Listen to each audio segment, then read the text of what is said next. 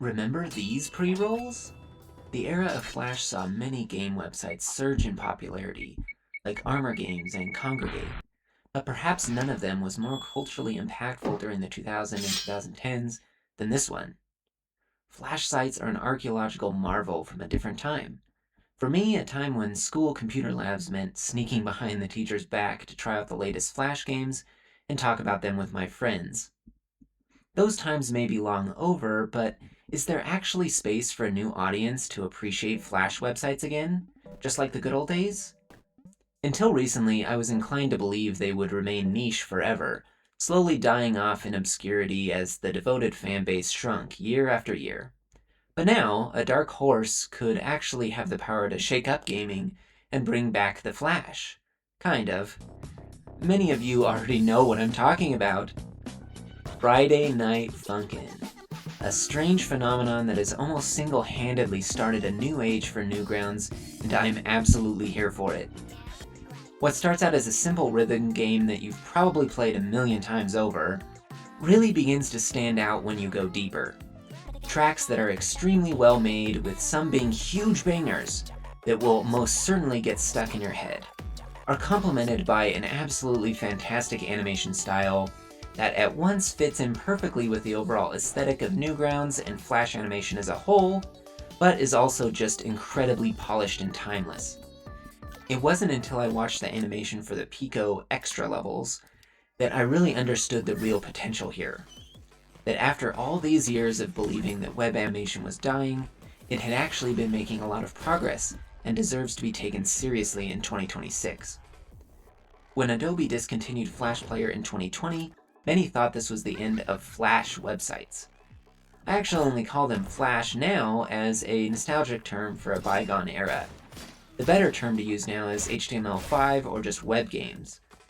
But the magic of Flash is still present, despite expectations that Adobe's sunset was going to be the end for many creators. Ironically, Friday Night Funkin' was released around the same time as this transition. It didn't even use Flash Player, but still preserved the culture's heritage with seemingly Flash, but actually better visuals. To add to the irony, you can see that this period of losing Flash actually sparked a revival for Newgrounds, because as a result, creators evolved, new workflows formed, and with them, the release of the most popular game in Newgrounds history. But hey, this all happened in 2020 and 2021, right? Why is the popularity of a 5-year-old game of any importance going into 2026? I'm so glad you asked. First, I have to admit that some of my renewed interest in Newgrounds came as a result of only hearing about Friday Night Funkin' recently, as it seemed to finally pierce the veil into general gaming culture enough to get on my very limited radar. While anecdotal, I think this story hints at something very important. It shows that Newgrounds is reclaiming some of the cultural influence it once had, now completely dominated in the gaming space by indie games on Steam. People outside of the Newgrounds community heard about this game, and for years after its release. There's merch, a Funkin' DLC in the very popular Rift of the Necrodancer, and more. The fact that I'm talking about it today speaks to the game's timeless and evergreen nature, but even then, there was still more potential creators had yet to tap into. They couldn't just let this game be a one-hit wonder. They needed to cement themselves firmly in the gaming zeitgeist with something big, something with escape velocity. Finally, in 2026, we have Ignition. And the rocket fuel is spaghetti? Creators were able to work with and license a song that has gone viral through TikTok and Instagram. Their collaboration with Les Seraphim is something to be experienced to really believe, expanding on the game's strengths that I highlighted before, such as breathtaking animation combined with catchy earworms. But now they were swinging for the fences. How the creators of this game were able to court a popular K-pop band is completely beyond me, but the world is full of serendipity like this. Everyone should play this song. The animation cues timed to the music, the faithful renditions of band members in gorgeous Flash style, and the funny inclusion of the game's main character taking on a smidge of Korean culture thanks to his girlfriend's special powers. Spaghetti is now the best part of an already stellar game, and what's more, it's uncharted territory. What was previously an insulated expression of amazing creativity that stuck to just Newgrounds creators and website-specific icons has now reached a new form, taking the game and the website that hosts it from home project to full-on cultural powerhouse. And we have reason to believe that this is just the start. At the end of the level, we see a teaser for Week 8, which likely indicates another collaboration is in the works. Bolstered by the fact that their work with Les Seraphim is pure gold, I can imagine a line forming of medium to big-time artists wanting to have some fun and get exposure to this dedicated community, especially now that another band already took the risk and broke the ice. Who knows when the next song will release, but I'm excited for it and will periodically come back to the game to check. That kind of captivated audience is what creators like this need to break out. But that's not the only thing this game has in its favor. After a bit of a dark age, Newgrounds and perhaps other Flash-style websites actually sit at a positive inflection point today. I believe that expensive game releases, AI replacements, a loss of creative freedom, and old-school nostalgia, all things that are going to hurt the mainstream game industry, are secret boons for websites like Newgrounds and their creators. Friday Night Funkin' comes from independent, passionate creators. It's original with homage to its old-school roots, and perhaps most importantly, it's free! That's more than you can say about the latest Call of Duty release. Of course, the two games play in totally different leagues, but I venture that games like Funkin' can actually fill a gap left by singular-minded mega publishers like Activision. Everyone's going to have their own opinions about AI, but I think a good middle ground most gamers can get behind is that we don't want AI to strip gaming of its originality. We don't want developers to default to, or be forced to, fill their cups from a plagiarism soup in order to make new content for their game. Saving money and making money, that's what big gaming cares about, which is fair to an extent. We all need to make a living. And AI could save money, but it does feel like another evolution of monetization that has been bad for audiences. Quick remakes, microtransactions, and now AI shortcuts? For a penny saved, IPs could lose long-term value as consumers watch the passion that older developers had for their game now evaporating.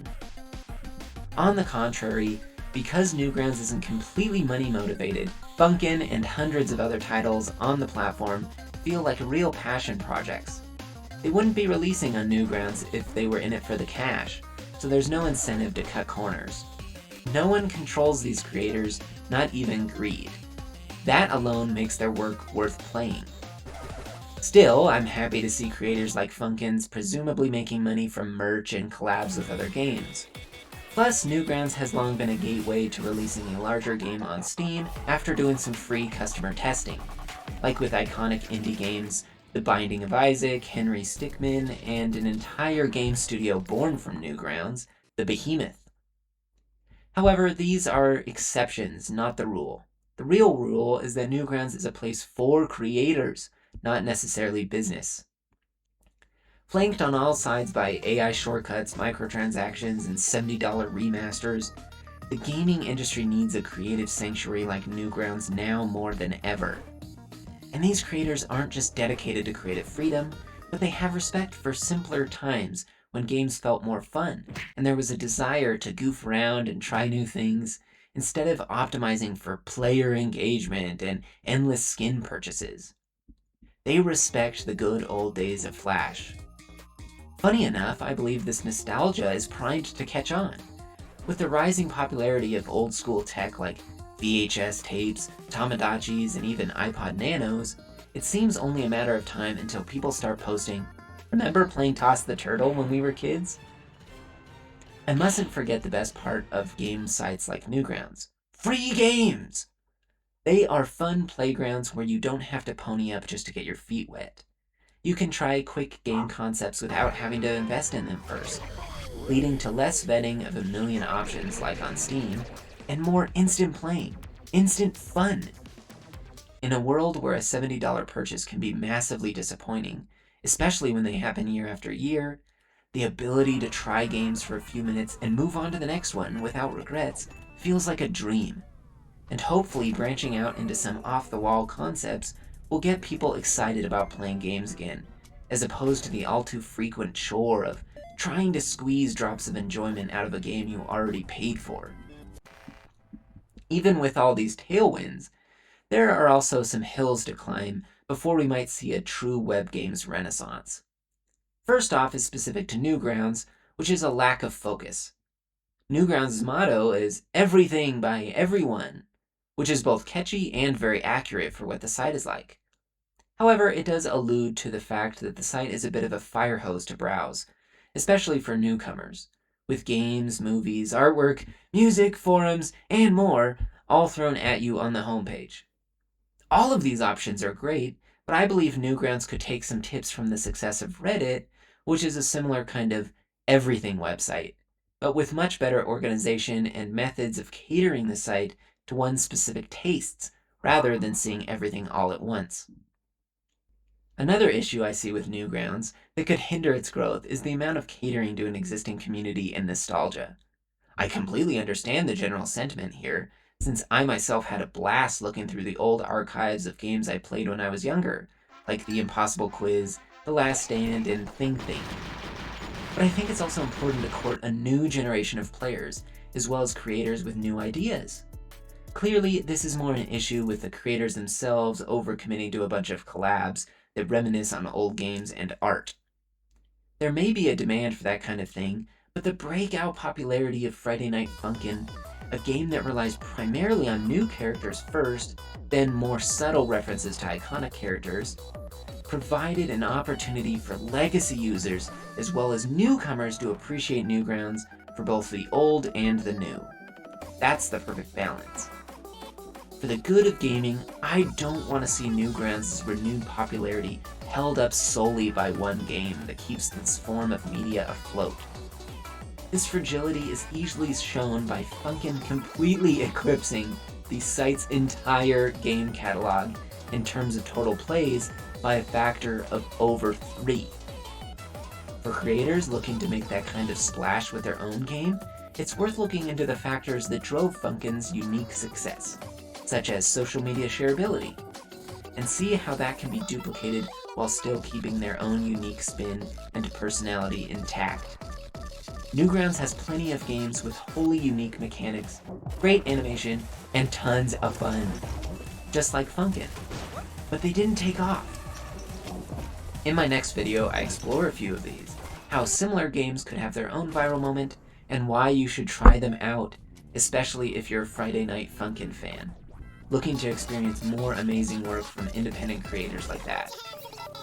You won't want to miss it. Click the video above. I'll catch you there. Thanks for watching.